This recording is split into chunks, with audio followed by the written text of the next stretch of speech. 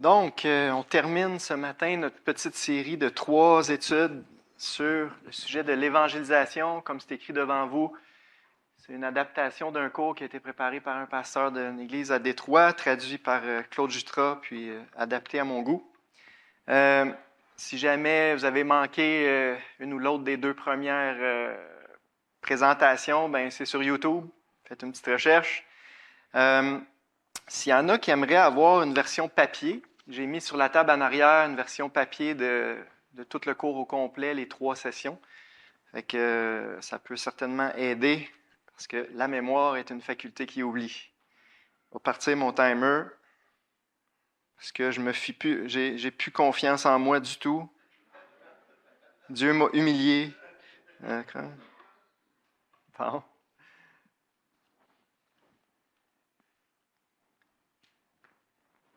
OK.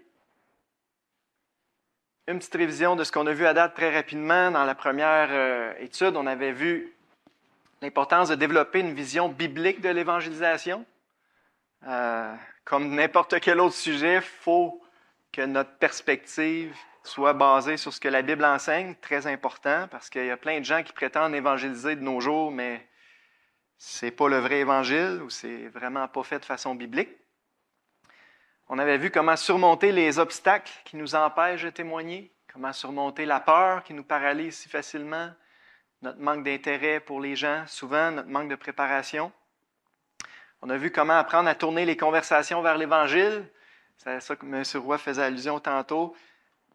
Le point principal, s'intéresser aux gens, leur poser des questions.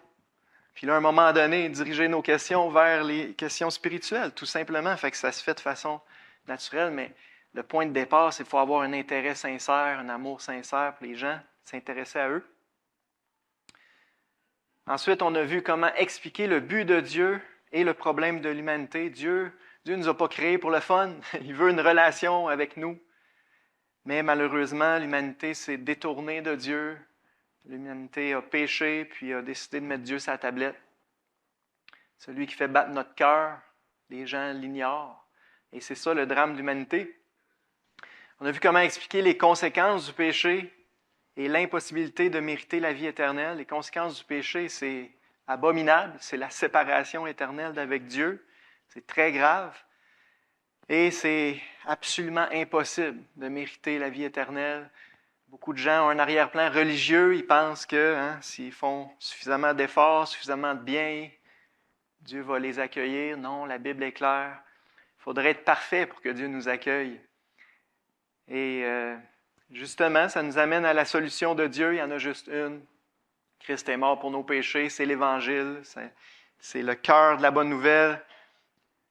C'est très important de maîtriser ce message-là, cette bonne nouvelle-là, parce que c'est la puissance de Dieu pour le salut de quiconque croit.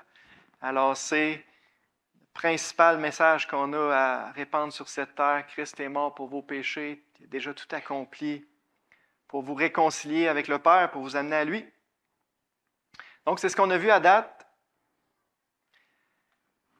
Ce matin, on voit les 2 dernières leçons, mais avant de se lancer, on va prier. Merci, Père, pour l'occasion qu'on a de réfléchir, de méditer sur ce sujet si important. Tu nous dis toi-même que nous sommes le sel de la terre, la lumière du monde. Tu veux nous utiliser, Seigneur, malgré notre immense faiblesse, notre indignité. Nous sommes tes instruments, Seigneur, pour apporter l'Évangile, porter ce trésor dans des vases de terre, mais ce trésor est inestimable. Seigneur, donne-nous, je te prie de bénir cette série d'études, que ça puisse vraiment nous encourager chacun dans notre témoignage et nous équiper, Seigneur, pour être de meilleurs témoins, avoir une meilleure saveur et répandre plus efficacement cette belle lumière que tu as placée en nous. Alors, bénis cette étude, dirige chacune de mes paroles par ton Esprit Saint, travaille dans nos cœurs, bénis ton peuple. Seigneur, par ta parole, je te demande toutes ces choses au nom de Jésus. Amen. Donc, la leçon ce matin, expliquer comment obtenir le pardon de Dieu et la vie éternelle. Donc, on a déjà expliqué ce que Jésus a fait, la bonne nouvelle proprement dite. Christ est mort pour nos péchés, il a payé notre dette immense envers Dieu, il est ressuscité, il est vivant aujourd'hui. Maintenant, qu'est-ce qu'il faut que je fasse, moi, pour être sauvé? Qu'est-ce que Dieu me demande? Qu'est-ce que Dieu s'attend de moi pour obtenir ce pardon, cette grâce? eh bien, il faut simplement se tourner vers Dieu et croire. Donc, je vous rappelle, tout le cours est basé sur un petit traité, le pont de Dieu menant à la vie éternelle. C'est une approche parmi d'autres, mais c'est une approche qui est simple, qui est claire à comprendre. Donc, le seul pont pour aller à Dieu, c'est la croix. C'est le sacrifice parfait de Jésus. Maintenant, ce que Dieu me demande, c'est de m'engager sur ce pont-là, de me tourner vers lui, de croire que ce pont-là est le bon et qu'il est suffisamment solide pour m'amener de l'autre bord. Comment traverser le pont menant à la vie éternelle? Nous devons recevoir Jésus-Christ comme notre Seigneur et Sauveur. Jésus lui-même a dit dans Jean 14,6, « Je suis le chemin, la vérité et la vie. » Il aurait pu dire « Je suis le seul pont pour traverser le gouffre qui vous sépare de Dieu. » Nul ne vient au Père que par moi. Donc, c'est un beau verset qui appuie l'illustration du pont. Personne ne va aller à Dieu sans passer par moi. Pour pouvoir recevoir Jésus-Christ comme Sauveur, vous devez vous repentir de vos péchés et placer toute votre confiance en lui. Il est votre seul espoir de vie éternelle. C'est le seul Sauveur, le seul pont. L'apôtre Pierre a prêché dans Actes 3, 19, « Repentez-vous donc et convertissez-vous pour que vos péchés soient effacés. » Acte 16, 31, « Crois au Seigneur Jésus et tu seras sauvé. » Romains 10, 13, « Quiconque invoquera le nom du Seigneur sera sauvé. » Et il y a plein de versets, mais ça revient tout le temps. Chaque fois qu'on voit qu'est-ce que Dieu s'attend de nous, qu'est-ce que Dieu nous demande, ça se résume toujours en deux mots, la repentance et la foi. Alors, c'est vraiment ça qu'il faut expliquer aux gens. Comment obtenir le pardon de Dieu et la vie éternelle? Il y a une seule manière, la repentance et la foi. C'était le message de Jésus. Dans Marc 1,15, Jésus prêchait « Repentez-vous et croyez à la bonne nouvelle. » C'était le message de Pierre. Acte 3, 19, « Repentez-vous donc et convertissez-vous. » Puis plus loin dans Acte 10, toujours Pierre a prêché, « Tous les prophètes rendent de lui, Jésus, le témoignage que quiconque croit en lui reçoit par son nom le pardon des péchés. » Donc, repentez-vous, croyez en Jésus, croyez en la bonne nouvelle. C'était le message de l'apôtre Paul.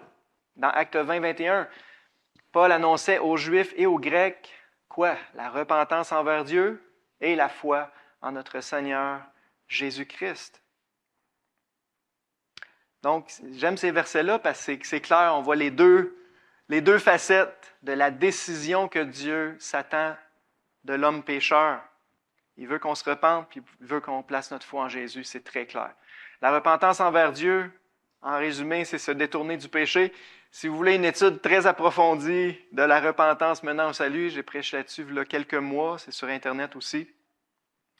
C'est vraiment une décision du cœur. On ne parle pas ici qu'il faut que toute notre vie soit en règle puis qu'il n'y ait plus de péché dans notre vie. Ce n'est pas ça la repentance. C'est vraiment prendre la décision de cœur de se détourner du péché pour suivre Dieu, pour lui obéir. Puis la foi en Jésus-Christ, la meilleure définition, c'est la confiance. Mettre sa confiance en Jésus seul pour le salut de notre âme. La repentance, on va quand même approfondir un peu plus ces deux points-là parce que c'est important. Hein? C'est ce qu'il faut faire pour être sauvé, donc c'est important d'être bien clair. La repentance, ce qu'elle n'est pas, ce n'est pas une réforme. J'ai échoué dans le passé, mais je suis déterminé à faire mieux.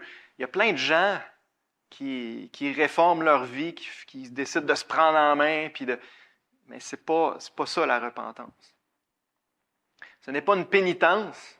Je peux payer pour mes échecs en accomplissant des œuvres assignées. Ce n'est pas ça. Ce n'est pas une tristesse d'avoir péché. Je regrette profondément tout le mal que j'ai pu faire. Il y a plein de gens qui sont rongés par le regret, le remords dans ce monde, mais ils ne sont pas vraiment repentants. Donc, ce n'est pas suffisant tout ça. On a des exemples dans la Bible de fausse repentance. Il y a Pharaon. Je ne lirai pas le passage, mais on voit qu'à un moment donné, il reconnaît qu'il a péché. J'ai péché, j'ai mal agi. C'est correct, vous pouvez y aller, vous pouvez sortir. Puis le lendemain, il change d'idée. Ça existe des fausses repentances. Balaam aussi. faux prophètes. Puis Judas a été pris de remords au point qu'il est allé se pendre. Mais ce n'était pas une repentance à salut, parce que la vraie repentance nous pousse à nous jeter dans les bras de Jésus-Christ. Hein, et nous pousse à nous soumettre à Dieu et à vouloir lui obéir. Donc, si ce n'est pas ça l'aboutissement de notre repentance, ce n'est pas une vraie repentance. Alors, il faut être conscient que ça existe. Maintenant, c'est quoi la vraie repentance? C'est un acte de toute la personne. C'est quelque chose de profond. Ça inclut l'intellect, les émotions et la volonté. C'est un changement d'attitude profond, un changement de sentiment et un changement de but, de volonté envers Dieu et envers soi-même. Un changement d'attitude. Il faut reconnaître sa condition de pécheur coupable, indigne de s'approcher de Dieu et méritant son jugement. J'aime dire qu'il faut s'humilier devant Dieu. C'est un incontournable de la repentance. Il faut s'humilier devant Dieu puis reconnaître la vérité. Je suis coupable, je suis indigne d'entrer dans la présence de Dieu. Je mérite son jugement. Et c'est pour ça qu'un des plus gros obstacles au salut, c'est l'orgueil. C'est de se penser une bonne personne. Et souvent, c'est plus difficile pour les bonnes personnes, entre guillemets, de se repentir. Un bel exemple de ça, je vais vous le lire, là, c'est dans Psaume 51, souvent appelé le psaume de la repentance. David écrit « Je reconnais mes transgressions et mon péché est constamment devant moi. J'ai péché contre toi seul. J'ai fait ce qui est mal à tes yeux, en sorte que tu seras juste dans ta sentence, sans reproche dans ton jugement. » Très bel exemple d'une vraie repentance. J'ai péché contre toi, Père, puis si tu me juges, tu es juste. Je suis coupable. Changement d'attitude. Changement de sentiment. Il faut avoir un regret, une tristesse authentique d'avoir offensé Dieu. Un beau passage qui exprime ça, c'est dans 2 Corinthiens 7, verset 9, je vais vous le lire. Paul écrit « Je me réjouis à cette heure, non pas de ce que vous avez été attristés, mais de ce que votre tristesse vous a porté à la repentance, car vous avez été attristés selon Dieu, afin de ne recevoir de notre part aucun dommage. En effet, la tristesse selon Dieu produit une repentance à salut dont on ne se repent jamais, tandis que la tristesse du monde produit la mort. » Donc, il y a une tristesse qui est sainte, qui est produite par l'Esprit de Dieu, la tristesse d'avoir offensé Dieu, de l'avoir déshonoré pendant toute sa vie, hein? Comme j'ai dit tantôt, d'avoir juste ignoré celui qui a fait battre mon cœur toute ma vie. Et la repentance implique un changement de but, je pourrais dire un changement de direction dans la vie. Il faut désirer se détourner du péché et se tourner vers Dieu pour lui obéir. On réalise que toute ma vie, j'ai marché dans la désobéissance, j'ai déshonoré Dieu. Maintenant, je veux changer de direction. C'est l'idée de se convertir, vous vous rappelez, faire demi-tour. Acte 9.6, c'est l'exemple de Paul à sa conversion. Tremblant et saisi d'effroi, il dit « Seigneur, que veux-tu que je fasse? » Le Seigneur lui dit « Lève-toi, entre dans la ville et on te dira ce que tu dois faire. » Ça, c'est l'aboutissement d'une vraie repentance, c'est de dire « Seigneur, qu'est-ce que tu veux que je fasse? Je veux t'obéir, je veux te suivre. » Donc, voilà ce que Dieu demande aux pécheurs, se repentir. Il demande aussi de mettre sa foi en Jésus. La foi, ce qu'elle n'est pas, ce n'est pas un ajout aux œuvres. J'ai la foi, mais je continue de croire que mes œuvres contribuent à mon salut. Ça, il y a énormément de gens dans le christianisme qui ont ce genre de foi-là. Oui, ils croient en Dieu, ils croient en Jésus, ils croient même que Jésus est mort pour les péchés du monde. Ils peuvent même croire que la Bible est vraie.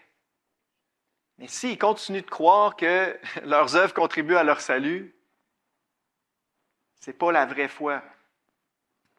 La vraie foi, c'est de croire que... on va le décrire de toute façon.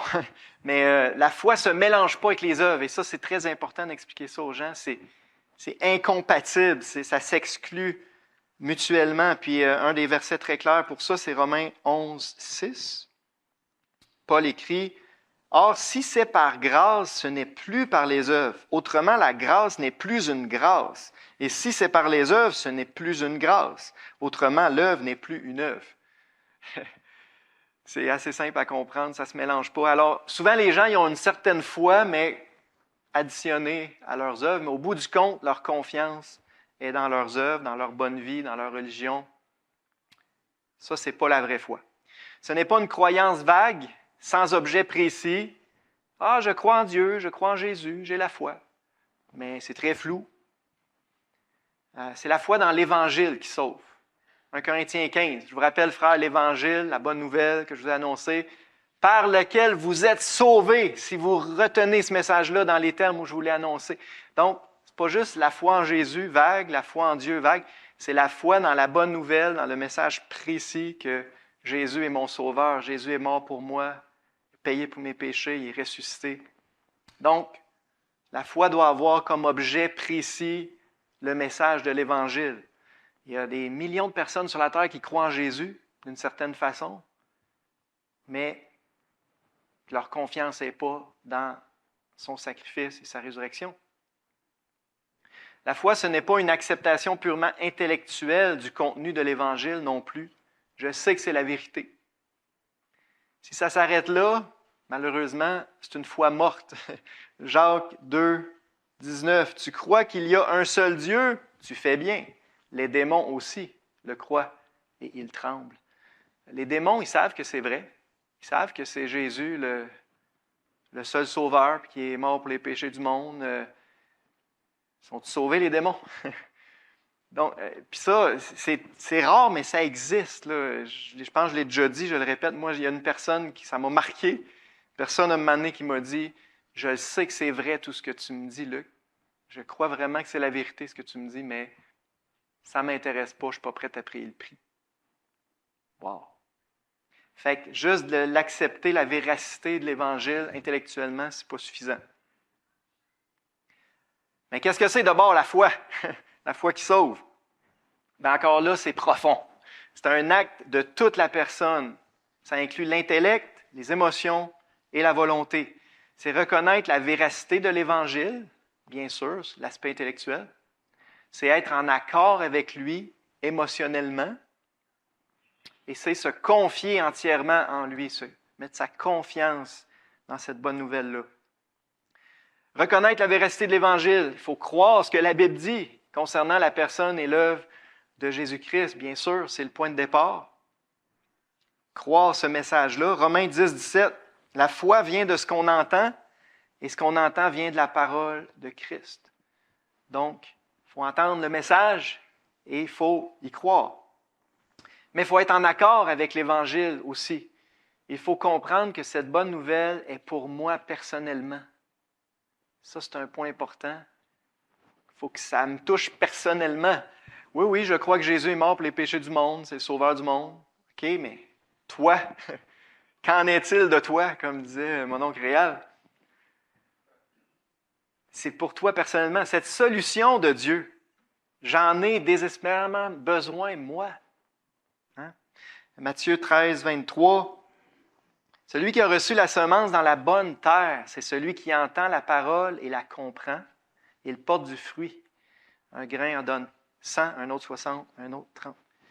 Il faut que notre cœur soit de la bonne terre. Il faut recevoir cette semence-là pour nous-mêmes dans notre cœur. Donc, reconnaître que c'est vrai, être en accord émotionnellement avec l'Évangile, puis me l'appliquer à moi, puis se confier entièrement dans l'Évangile. C'est vraiment un pas de confiance que Dieu nous demande. Il faut placer sa confiance sans réserve dans l'œuvre parfaite de Jésus-Christ accomplie pour me sauver. Dire, ouais, je suis prêt à tout miser sur Jésus. Je suis prêt à me pitcher dans le vide. Mon éternité, le salut de mon âme, je mise tout sur Jésus qui est mort pour moi. Romains 3, 24. Ils sont gratuitement justifiés par sa grâce. Par quel moyen? Par le moyen de la rédemption qui est en Jésus-Christ. Donc, je mets toute ma confiance dans la rançon que Christ a payée pour moi à la croix. Je crois que c'est suffisant pour me sauver, pour m'obtenir la justice de Dieu ou d'être déclaré juste par Dieu. Voilà la vraie foi. Illustration de la foi, une chaise. Tu peux croire qu'une chaise existe, et qu'elle est en mesure de te supporter. Mais tu n'as pas exercé ta foi tant et aussi longtemps que tu ne t'es pas assis sur cette chaise-là. C'est très simple, mais ça aide les gens à comprendre. Il faut que tu t'assoies sur la chaise. C'est Jésus-Christ, la chaise. Un pont, c'est la même image, peut-être plus appropriée encore là, dans notre illustration. Tu peux croire qu'un pont existe et qu'il peut te permettre de traverser le gouffre, mais tu n'as pas exercé ta foi tant et aussi longtemps que tu ne l'as pas traversé. Es-tu prête à te lancer? Puis quand tu ne le vois pas, le pont, là, en plus, c'est un pont invisible d'une certaine façon, l'Évangile, mais c'est ça. Dieu veut qu'on s'avance puis qu'on se jette dans le vide, entre guillemets, confiant que le pont il est là. Christ a vraiment payé pour mes péchés. Alors, c'est un pas de confiance. Notre objectif dans tout ça, c'est de répondre à la question « Que dois-je faire pour obtenir le pardon de Dieu et la vie éternelle? » Qu'est-ce que Dieu me demande? Bien, la repentance et la foi. Donc, il faut expliquer la nécessité de se repentir de ses péchés et la nécessité de placer sa confiance en Jésus seul, le seul sauveur, le seul chemin, le seul pont. On arrive à la dernière leçon. Expliquer la promesse de Dieu et formuler une invitation. Donc, qu'est-ce qui va arriver si vraiment je fais ça? Si vraiment je me repens sincèrement puis je place toute ma confiance en Jésus pour être sauvé? Bien, la promesse de Dieu, c'est la vie éternelle. Jésus a dit dans Jean 5, 24, « En vérité, je vous le dis, celui qui écoute ma parole et qui croit à celui qui m'a envoyé a la vie éternelle. Il ne vient point en jugement, mais il est passé de la mort à la vie. » Dans ce texte, Dieu promet 3 choses. Celui qui croit, 1, a la vie éternelle. C'est présent, ce n'est pas juste un espoir vague, un espoir futur. Le jour que tu places ta foi en Jésus, tu as la vie éternelle. Tu n'entres pas en jugement. Tu ne seras pas jugé, condamné par Dieu. Pourquoi? Parce que Christ a été condamné à ta place. Tu passes de la mort à la vie. Et là, ça illustre bien encore là l'image du pont. Tu viens de passer du côté des pécheurs condamnés, morts, spirituellement, au côté de Dieu, le côté de la vie éternelle. Donc, au moment même que tu crois, que tu te jettes dans les bras du Sauveur, tu passes de la mort à la vie sur le plan spirituel. Wow! Quelle promesse extraordinaire! Donc, on peut expliquer ça un peu plus en détail. C'est une promesse. Dieu tient toujours ses promesses. Les promesses que tu trouves dans la Bible, là, tu peux t'appuyer dessus. Dieu n'est pas menteur. Si tu te détournes du péché, si tu crois que Jésus-Christ a vraiment tout accompli pour te sauver, il y a 3 conséquences. Tu as la vie éternelle, tu ne seras pas jugé à cause de tes péchés, et spirituellement parlant, tu es passé de la mort à la vie. Wow! En d'autres mots, tu traverses le pont vers la vie éternelle. Et là, il y a plein de beaux versets qu'on peut apporter. Jean 3, 16 à 18. « Car Dieu a tant aimé le monde qu'il a donné son Fils unique, afin que quiconque croit en lui ne périsse point, mais qu'il ait la vie éternelle. » On voit que c'est ça la promesse de Dieu à tous ceux qui croient. Dieu, en effet, n'a pas envoyé son Fils dans le monde pour qu'il juge le monde, mais pour que le monde soit sauvé par lui. Vois-tu comment c'est clair? Jésus est venu sur la terre pour te sauver. C'était ça sa mission principale, pour que le monde soit sauvé par lui. Celui qui croit en lui n'est point jugé, mais celui qui ne croit pas est déjà jugé, parce qu'il n'a pas cru au nom du Fils unique de Dieu. Vois-tu, tout ce que Dieu te demande, c'est de croire en lui. Si tu crois qu'il a été jugé à ta place, tu ne seras pas jugé. Ça fait du sens. Mais si tu ne crois pas qu'il a été jugé à ta place, ben, tu vas être jugé, toi, pour tes propres péchés. Parce que tu refuses le seul salut, le seul sauveur. Donc, ça, c'est des bons versets à lire aux gens. Jean 3, 36 aussi, celui qui croit au Fils a la vie éternelle. Ça ne peut pas être plus clair, c'est simple, clair et précis. Mais celui qui ne croit pas au Fils ne verra pas la vie, mais la colère de Dieu demeure sur lui. Il y a juste deux options. Soit tu crois dans la bonne nouvelle que la colère de Dieu est déjà tombée sur son Fils à la croix. C'est là que les exigences du juge ont été satisfaites. Ou soit la colère de Dieu est sur toi à cause de tout ce que tu as fait dans ta vie. 1 Jean 5, 11 et 12, quel beau verset. Voici ce témoignage, c'est que Dieu nous a donné la vie éternelle, que cette vie est dans son Fils. Celui qui a le Fils a la vie. Celui qui n'a pas le Fils de Dieu n'a pas la vie. Quel beau verset. Dieu t'offre la vie éternelle gratuitement, mais cette vie-là est dans son Fils, Jésus. Si tu es prêt à recevoir Jésus comme ton Sauveur et ton Maître, bien, tu reçois du même coup la vie éternelle, parce que la vie est en lui. Mais si tu ne veux pas de Jésus, tu ne veux pas de la vie éternelle. Celui qui a le Fils a la vie, celui qui n'a pas le Fils de Dieu n'a pas la vie. Il a dit lui-même, je suis la vie. Et un peu plus loin dans 1 Jean, c'est lui qui est le Dieu véritable et la vie éternelle. Donc tu veux la vie éternelle, dépêche-toi de recevoir Jésus, de mettre ta foi en lui. Notre rôle consiste à supplier la personne de se tourner vers Christ pour être réconcilié avec Dieu. 2 Corinthiens 5, 20. Nous faisons donc les fonctions d'ambassadeurs pour Christ. On est ses représentants sur la terre. Comme si Dieu exhortait par nous. Nous vous en supplions au nom de Christ. Soyez réconciliés avec Dieu. Ça résume notre tâche, notre mission. Je t'en supplie. Accepte. Dieu veut te faire grâce. Accepte sa grâce. Dieu veut te pardonner. Accepte-le. Sois réconcilié avec Dieu. Il veut une relation avec toi, ton Créateur. Cesse de le rejeter. Hein, c'est notre mission de supplier les gens avec amour, de se réconcilier avec Dieu. 4 approches qui doivent être évitées. L'Évangile trop général, présenter l'information sans l'appliquer personnellement à la personne, de façon purement théorique. Ça, c'est une erreur qu'on peut faire. C'est important de s'adresser à la personne. C'est à toi que je parle. Souvent, les gens vont dire « Ouais, mais là, les gens d'un pays, d'un tribu perdu qui n'en ont pas entendu parler, qu'est-ce qui arrive avec eux autres? Hein? » Tout le monde a entendu. Garde, Dieu va s'en occuper, là, mais toi, tu en entends parler. Là. On peut parler des autres plus tard, mais là, toi, là, qu'est-ce que tu vas faire de ce sauveur-là qui est mort pour toi? Donc, il ne faut pas que l'Évangile soit général, il faut qu'il soit appliqué à la personne. Une autre erreur, c'est l'Évangile partiel. Ne pas informer la personne des graves conséquences de rejeter Jésus-Christ. Ça, on voit ça beaucoup de plus en plus. Là. Des gens qui annoncent la vérité. J'ai le goût de nommer des noms, je ne le ferai pas. Là.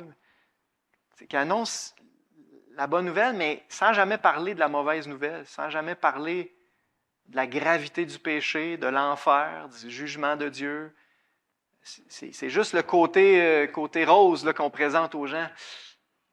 Ça, c'est un évangile partiel. Il faut présenter tout le message, la bonne nouvelle comme la mauvaise nouvelle comme la bonne. Une autre erreur, c'est l'évangile facile. Encourager la personne à faire une prière de repentance lorsqu'elle ne comprend pas vraiment les implications de ce qu'elle fait. Pousser les gens à prendre une décision rapide, émotionnelle. Je pense que c'est une erreur qu'on a trempé dedans dans notre milieu. Il faut faire attention que le salut en 4 points, puis fais ta prière. Ah, t'es sauvé. Il faut faire attention à ça. Comme on a vu, c'est quelque chose de profond. C'est quelque chose que Dieu produit. L'Esprit de Dieu produit la vraie repentance, la vraie foi. Alors, c'est pas vrai qu'une présentation rapide, puis une prière, ou même répète après moi, il y a des bonnes chances que ça produise des fausses conversions, puis après ça, c'est encore plus compliqué pour la personne de... Puis, bien sûr, l'Évangile de la prospérité. Je trouve ça spécial que ça a été fait il y a 25 ans, ce cours-là, puis déjà ça existait, l'Évangile de la prospérité, et maintenant, c'est très, très, très répandu dans le monde évangélique. En résumé, c'est quoi? Ben, dire à la personne que si elle reçoit Jésus-Christ, là, tous ses problèmes vont se régler, puis sa vie va être bien meilleure. Elle va être en santé, puis Dieu va la bénir, puis là, elle va être prospère. Puis... Voyez-vous, la bonne nouvelle, c'est pour le présent. Your best life now. Ça, c'est l'évangile de la prospérité. Savez-vous quoi? Si on prêche ça, là, 90% des gens vont abandonner parce qu'ils vont se rendre compte bien vite que c'est pas vrai. Les promesses de Dieu, on vient de le dire, c'est la vie éternelle. C'est une relation avec lui, une communion avec lui. C'est des richesses extraordinaires, mais spirituelles, éternelles. Donc, Dieu ne nous a jamais promis qu'on ne serait pas malade puis qu'on serait riche, okay? Puis qu'on n'aurait pas de problème. Si on prêche ça, les gens vont vite se décourager. Puis c'est ce qui se passe dans ces grandes églises-là qui prêchent la prospérité. Ils ont plein de conversions tout le temps, mais les gens, ils restent en moyenne 6 mois ou 1 an. Puis après ça, ils se rendent compte qu'ils ne sont pas aussi prospères. Ou bien ils sont misérables le reste de leur vie parce qu'ils se disent « ça doit être parce que j'ai du péché dans ma vie si je ne suis pas prospère. Je n'ai pas encore donné assez d'argent à mon preacher. » Souvent, c'est relié à ça. Donc, tenons-nous loin de ces erreurs-là, l'évangile général, partiel, facile ou prospérité. On arrive à la toute dernière partie, formuler une invitation. C'est bon, une fois qu'on a bien expliqué les choses, c'est bon de poser des questions à la personne. Mes explications ont-elles été claires? C'était-tu clair ce que je t'ai expliqué? Si oui, bien on continue. Sinon, bien, qu'est-ce qui n'était pas clair?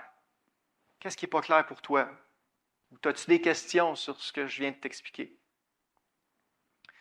Une autre question on peut poser, où te placerais-tu dans l'illustration si on a fait notre dessin là, du gouffre, puis avec le pont?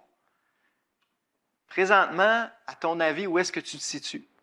Si c'est à gauche du gouffre, on continue. Si c'est à droite, s'il pense qu'il est déjà du côté de Dieu, pourquoi tu penses que tu es là? Notre but, c'est de voir sur quoi repose sa confiance. Tu penses-tu que tu es là parce que tu es une bonne personne? Parce que tu es dans la bonne religion? Sur quoi repose ta confiance? Puis ça, je le répète, une bonne question à poser. On l'avait vu au début, mais à la fin, on peut le demander aussi. Si tu meurs là, aujourd'hui, puis tu arrives devant Dieu, puis Dieu te demande « Pourquoi je devrais te laisser rentrer dans ma présence? » Tu m'as offensé des milliers de fois, pourquoi je devrais te laisser rentrer? Qu'est-ce que tu réponds? Ça, c'est une très bonne question pour voir sur quoi repose sa confiance. Est-ce que sa confiance est vraiment dans le sacrifice de Jésus ou en d'autres choses? Y a-t-il quelque chose qui t'empêcherait de te tourner vers Christ et de placer ta confiance en lui? Si non, on continue. Si oui, bien c'est quoi? C'est quoi qui te bloque? Une bonne question à poser. C'est quoi qui t'empêche de faire le pas? Hein? Puis, la question finale, veux-tu recevoir Jésus-Christ comme ton Seigneur et Sauveur aujourd'hui? Puis là, on peut résumer rapidement ce qu'il faut faire. Il faut admettre que tu as péché contre Dieu et que tu mérites son jugement. Dieu veut juste que tu t'humilies devant lui puis tu reconnaisses les faits. Il faut croire que le Seigneur Jésus est le Fils de Dieu, qu'il est mort pour toi sur la croix, qu'il est ressuscité, qu'il est le seul Sauveur, le seul pont menant à la vie éternelle. Puis il faut simplement demander à Jésus de devenir ton Sauveur et Seigneur. Hein, la Bible dit « Quiconque invoquera le nom du Seigneur », dans le contexte, c'est Jésus. Quiconque invoquera le nom de Jésus sera sauvé. Puis Jésus a souvent dit « Venez à moi, venez à moi ». Donc, il faut juste que tu viennes à lui. Puis, tu invoques son nom, tu lui demandes de te sauver. Tu peux le faire maintenant si tu veux, dans une simple prière. Tu peux aussi régler ça seul à seul avec Dieu, après que je serai parti, ce soir avant de te coucher. Moi, je pense que c'est bon de laisser la personne complètement libre. Qu'est-ce que tu préfères? Tu sais? Il y en a certains qui vont dire « Ah oui, moi, je veux régler ça tout de suite. » Il y en a qui vont dire « Garde, laisse-moi mijoter ça encore un peu. » Mais juste, l'idée, c'est de lui dire « Regarde, c'est pas compliqué. Là. Si ton cœur il est bien disposé, si tu es vraiment repentant, puis tu crois dans cette bonne nouvelle-là que je t'ai expliquée, bien, tu peux régler ça aujourd'hui. Hein, tu n'as pas besoin d'entreprendre un processus de 6 mois. Là. Ce n'est pas la prière qui te sauve, c'est la décision de ton cœur de te confier en Christ. Dieu regarde au cœur. Faire attention, ce n'est pas la prière qui sauve. La prière, c'est juste comme l'expression de la repentance puis de la foi. À un moment donné, il faut que ça sorte de la bouche. Hein? Si tu confesses de ta bouche le Seigneur Jésus. Mais c'est vraiment, Dieu regarde au cœur, puis moi je crois qu'à l'instant même où que la personne s'humilie, se repent, puis croit dans la bonne nouvelle, le miracle se fait. Puis la prière, c'est comme le fruit, le premier fruit du miracle. Mais bon, peu importe, là, on ne disséquera pas les microsecondes là, dans le processus. Mais l'idée, c'est, gars, tu as une décision à prendre. Je t'ai tout expliqué ce que la Bible enseigne pour être certain que Dieu te pardonne, que tu as la vie éternelle, que Dieu va t'accueillir. Maintenant, tu as une décision à prendre. C'est ça l'idée. La conversion, c'est une décision. Important, il ne faut mettre aucune pression. C'est important parce que mettre de la pression, ça va créer des fausses conversions. Puis on ne veut pas ça. Ça fait juste compliquer la vie plus que d'autres choses. Il n'est pas nécessaire que la personne prenne une décision maintenant. Vraiment pas. Laissons le temps à l'Esprit de Dieu de faire germer la semence. La plupart du temps, ça prend du temps. Si la personne résiste ou ne se sent pas prête, il vaut mieux ne pas insister. Puis ça, c'est vrai dans tout le processus. Si vous sentez à un moment donné là, que la porte est fermée, là, puis que là, la personne est irritée, ou elle n'écoute plus, ou regarde, ça ne sert à rien de continuer. Là. On ne veut pas avoir un effet négatif là, de se brûler, comme on dit. C'est l'Esprit Saint qui convainc, il ne faut jamais oublier ça. Nous, notre job, c'est comme l'agriculteur, on sème, on arrose. On aura beau crier après la graine pendant 2 heures de temps, là. C'est pas nous autres qui va la faire germer, c'est l'Esprit Saint qui convainc. Il faut en être bien conscient. Notre tâche est de semer et d'arroser, je me suis devancé. C'est Dieu qui fait germer, c'est Dieu qui fait croître. Ça fait partie d'avoir une perspective biblique de l'évangélisation. C'est l'œuvre de Dieu, ça prend un miracle. Mais on est ses instruments. Et Dieu veut m'utiliser pour faire ce miracle-là. Notre objectif, c'est d'expliquer clairement et complètement l'Évangile. Notre objectif, c'est de permettre à la personne de prendre une décision éclairée. Bien sûr, là, ça peut faire peur. J'ai pris à peu près 2 heures pour expliquer tout ça. Ce n'est pas nécessaire d'aller dans tous les détails comme ça avec la personne. Là, on va dans tous les détails pour maîtriser le mieux possible notre message, mais tout ça peut être résumé en 15 minutes. Là. L'idée, c'est que la personne puisse prendre une décision éclairée. Révision finale. Là, on révise vraiment le cours au complet, rapidement. Comment présenter l'Évangile à quelqu'un? Expliquer le but de Dieu. Tu as un Créateur qui t'aime et qui veut une relation avec toi. Expliquer le problème de l'humanité, le péché. Il y a un gouffre qui nous sépare de Dieu. Et c'est notre propre rébellion, désobéissance, attitude d'indépendance devant notre Créateur. Expliquer les conséquences du péché. Le salaire du péché, c'est la mort physique, la mort spirituelle, la mort éternelle. Si on meurt dans nos péchés, c'est très, très grave.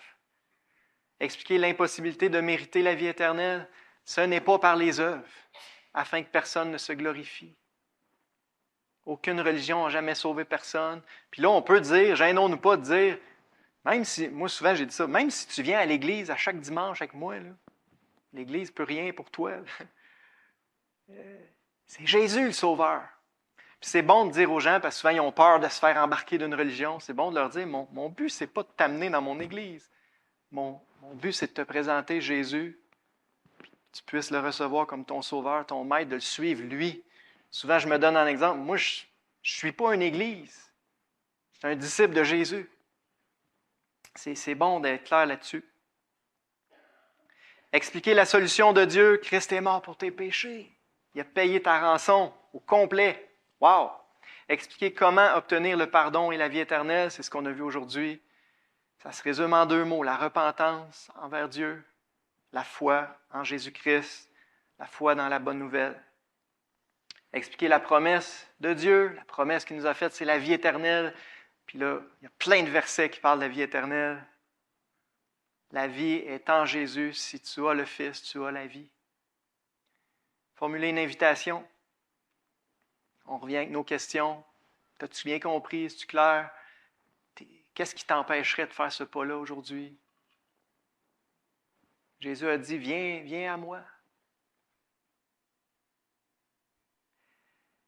Et si la personne se tourne vers Christ et le reçoit comme sauveur, on organise un gros party. On peut lire quelques versets clés. Des versets tellement encourageants au tout début de notre salut, là, une fois qu'on a cru. 1 Jean 5,13. Je vous ai écrit ces choses afin que vous sachiez que vous avez la vie éternelle, vous qui croyez au nom du Fils de Dieu. Tu peux savoir, si vraiment ta foi est en Jésus, tu peux savoir que tu as la vie éternelle. C'est réglé. Wow! Romains 8,1, il n'y a donc maintenant aucune condamnation pour ceux qui sont en Jésus-Christ. Il n'y a plus aucune condamnation qui pèse sur toi. Parce que tu as cru que Jésus a été condamné à ta place. Wow! Quelle bonne nouvelle! 2 Corinthiens 5,17, si quelqu'un est en Christ, il est une nouvelle création. Les choses anciennes sont passées, voici toutes choses sont devenues nouvelles. Sur le plan spirituel, tu es devenu une nouvelle création, une nouvelle personne. Dieu vient de te donner un nouveau cœur.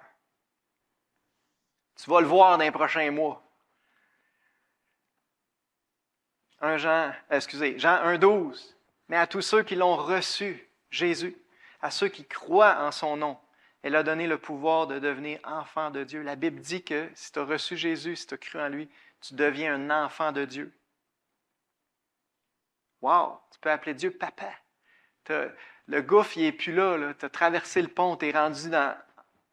Tu peux avoir une relation personnelle avec ton Créateur. Wow! Jean 10, 27, 28. Mes brebis entendent ma voix, je les connais et elles me suivent. Je leur donne la vie éternelle et elles ne périront jamais et personne ne les ravira de ma main. Maintenant, si tu es une vraie brebis, là, tu vas le prouver en suivant ton berger. Qu'est-ce qu'il va me dire à moi si tu as vraiment cru?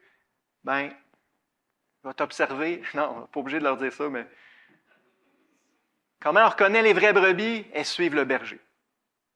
Elles suivent le berger. Puis, quelle belle promesse. C'est pas toi qui t'accroches au Seigneur, qui te tient, c'est lui qui te tient dans sa main. Tu t'es jeté dans ses bras, il ne te lâchera pas. Donc, il y a tellement de versets pour encourager les nouveaux croyants. Et si la personne, excusez-moi, c'est encore la suite, si la personne se tourne vers Christ, certainement on peut l'encourager à lire la Bible. On peut l'encourager à débuter avec l'Évangile de Jean, puis continuer avec le Nouveau Testament. En tout cas, au minimum, j'encourage toujours les gens à commencer par le Nouveau Testament, parce qu'on leur explique que ça s'adresse directement aux chrétiens, c'est la nouvelle alliance, c'est actuel. L'Ancien Testament est super intéressant, mais tu vas le comprendre bien mieux après avoir lu le Nouveau. On l'encourage à parler à Dieu. La prière, Spurgeon disait, c'est la respiration du chrétien. C'est une autre façon qu'on reconnaît si on est en vie spirituelle. Parle avec Dieu. Tu peux y parler n'importe quand, n'importe où. Il t'écoute. Il aime ça, t'écouter. C'est ton Père. On peut proposer des études bibliques hebdomadaires. On a vu, il y a 6 mois, plein de petits cahiers qu'on peut utiliser pour aider les nouveaux croyants à grandir dans la foi puis à comprendre les vérités fondamentales du christianisme. Alors ça, c'est sûr que c'est une bonne chose. Des études bibliques hebdomadaires. Si on ne se sent pas apte à le faire nous-mêmes, à s'occuper de la personne nous-mêmes, on peut la référer à quelqu'un d'autre. On peut l'encourager à assister aux réunions de l'Église et aux réunions de maison. D'une façon, pour les tout nouveaux, c'est encore mieux des réunions de maison parce que là, ça peut être interactif. Ils peuvent poser leurs questions. Ils ont tellement de questions au début. Hein? Rappelez-vous, vous, au début, vous aviez plein de questions. C'est plus facile de les poser d'une réunion de salon qu'un dimanche matin. Très important, passez du temps avec la personne. Approfondissez votre nouvelle relation comme un grand frère, une grande sœur, parce que c'est ça, spirituellement parlant. Hein, un bébé qui vient au monde, on ne le laisse pas tout seul dans sa couchette. Hein. Il faut s'en occuper. Ben, les bébés spirituels, les nouveaux croyants, il faut s'en occuper. Et l'Église, c'est la famille. Et la première personne responsable de s'occuper d'un nouveau croyant, c'est la personne qui lui a annoncé l'Évangile, n'est-ce pas? Et si la personne ne se tourne pas vers Christ, bien, continuez d'approfondir votre relation. Continuez de lui manifester un amour authentique. Continuez de prier pour elle. Continuez de briller par votre vie exemplaire. Continuez de semer quelques paroles ici et là, avec modération, parce que comme j'ai dit, il ne faut pas se brûler. Il faut garder une bonne relation avec les gens qui nous entourent, surtout si on les voit régulièrement. Continuez de l'inviter à l'Église, à l'occasion, quand il y a des choses spéciales. Être patient, persévérant, tant qu'il y a de la vie, il y a de l'espoir. Dieu était patient avec vous. Vous n'êtes pas convertis le premier jour pour la plupart. Soyez patient avec les autres. Souvent, ça prend plusieurs années avant que Dieu fasse tout le processus. Mais il faut garder toujours la porte ouverte. Il faut garder une bonne relation. Il faut persévérer dans l'amour. Conclusion du cours, nous sommes le sel de la terre et la lumière du monde. C'est Jésus lui-même qui nous l'a dit. Alors, on est responsable d'avoir une saveur puis de répandre cette lumière-là. Nous sommes appelés à briller comme des flambeaux dans le monde. Le monde est sombre plus que jamais, alors c'est de plus en plus facile de briller. Plus qu'il fait noir, plus c'est facile de sortir du lot. Et les chrétiens devraient sortir du lot, clairement, au Québec en 2023. Nous sommes appelés à vivre au milieu du monde. Hein, Jésus a dit, « Je ne te prie pas des ôtés du monde. » Ce n'est pas pour rien.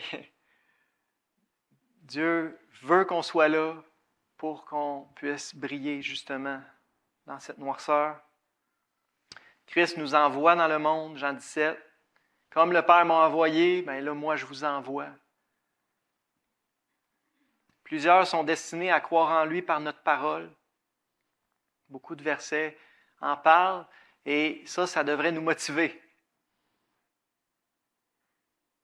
Christ a encore un peuple dans cette ville, comme il a dit à Paul à Corinthe. Parle, Paul, ne te tais point. Pourquoi? J'ai un peuple dans cette ville, puis je veux t'utiliser pour me révéler à eux. Et c'est certainement vrai pour nous ici à Sherbrooke, puis dans les cantons de l'Est. Dieu, il y a encore un peuple à aller chercher, puis il veut nous utiliser. Pour ça, il faut parler, il faut annoncer ce message-là. Il faut briller. Dieu a encore un peuple. Quel encouragement! Allons particulièrement vers les faibles et les humbles. Le seul critère que je vois dans la parole qui a pu influencer Dieu dans son élection souveraine, là, Dieu a choisi qui? Les faibles, les humbles, en tout cas, 1 Corinthiens 1. Fait que c'est intéressant. Dieu nous dit qu'est-ce qui a fait pencher la balance. Allons encore plus vers ces personnes-là. Dieu résiste aux orgueilleux, mais il fait grâce aux humbles. Voyez des personnes humbles autour de vous, allez vers eux en tout premier lieu, ils sont déjà prédisposés. Les pauvres, Dieu a choisi les pauvres aux yeux du monde, qui soient riches en la foi. Allons vers ceux qui sont conscients de leur misère. Dans Marc 2, Jésus dit, ce n'est pas ceux qui se portent bien qui ont besoin d'un médecin, c'est qui? Les malades. Ceux qui se reconnaissent malades. Donc, il y a du monde vraiment pécheur autour de vous, là, ben, allez vers eux en tout premier lieu. Ils vont être mieux disposés la plupart du temps. Plus de facilité à se reconnaître malade spirituellement. Une question qui demeure, Romains 10, 14, connaissez-vous la question? Comment invoqueront-ils celui en qui ils n'ont pas cru? Et comment croiront-ils en celui dont ils n'ont pas entendu parler? Et comment en entendront-ils parler s'il n'y a personne qui parle? C'est une question très simple, très directe. qui nous interpelle. Pour que les gens soient sauvés, il faut ouvrir la bouche tôt ou tard. Il faut annoncer la bonne nouvelle de Jésus. Et c'est nous autres, ces instruments. C'est tout un honneur que Dieu nous fait. Puis là, je trouve ça spécial, un clin d'œil de Dieu. Le dernier verset dans tout le cours, c'est Isaïe 6,8. On l'a lu ce matin, c'est la première chose qu'on a faite en arrivant. Une réponse qui plaît au Seigneur. Qu'est-ce que Dieu a demandé à Isaïe? Qui enverrai-je? Qui marchera pour nous? Qui je vais pouvoir utiliser pour me révéler, pour sauver des âmes? Et Isaïe a donné la bonne réponse, puis on devrait suivre son exemple. Me voici, envoie-moi. Père, tu sais comment je suis faible, je suis nerveux, j'ai peur, mais si tu veux m'utiliser, je m'offre à toi. Fortifie-moi, remplis-moi de force, d'amour, de sagesse. Utilise-moi. Me voici, envoie-moi. Et je vous encourage à le dire au Seigneur régulièrement. Me voici, envoie-moi, utilise-moi, donne-moi des occasions. Et vous le savez, on n'a pas de plus grande joie. Après, là, c'est dur sur le coup, là. Mais après, on est tout le temps content d'avoir ouvert la bouche, d'avoir semé l'Évangile. Que Dieu vous bénisse. Pas si pire de passer de 5 minutes. Pas si pire, j'ai déjà fait pire. On va prier. Merci Seigneur pour ta parole et pour ce cours d'évangélisation qu'on a pu regarder ensemble. Je prie que ça puisse vraiment nous encourager, nous motiver, nous équiper pour être de meilleurs témoins. Utilise-nous, Seigneur. On est à ta disposition. Fortifie-nous par ton esprit. Utilise-nous. On a soif de voir ta gloire. On a soif de voir des âmes sauvées. Glorifie-toi, Seigneur, à travers nous. On te le demande. T'en supplie. Au nom de Jésus. Amen.